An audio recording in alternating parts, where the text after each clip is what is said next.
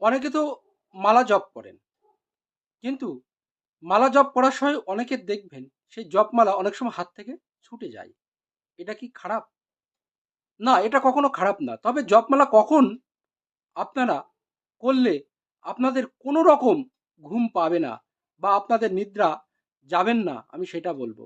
অবশ্যই ৩, ৪ এবং ৫, সকাল যদি ৩টে, ৪টে অথবা ৫টার মধ্যে যদি আপনারা জপমালা করেন, এটাকে বলা হয় ব্রহ্ম মুহূর্ত। এই মুহূর্তে যদি আপনারা জপমালা অবশ্যই করেন, তাহলে দেখবেন আপনাদের কখনোই ঘুম আসবে না বা হাত থেকে মালা ছুটে যাবে না। এটা এই ব্রহ্ম মুহূর্তে যদি আপনারা জপ করেন, তাহলে অবশ্যই সেক্ষেত্রে আপনাদের এনার্জেটিক পাওয়ার অনেক বাড়ে এবং ভগবান বা জপ করার যে মাহাত্ম্য সেটা অনেকটা কিন্তু কার্যকরী হয়। তাহলে আপনারা এই সময়টাই করুন, করলে দেখবেন আপনাদের কখনোই নিদ্রা পাবে না।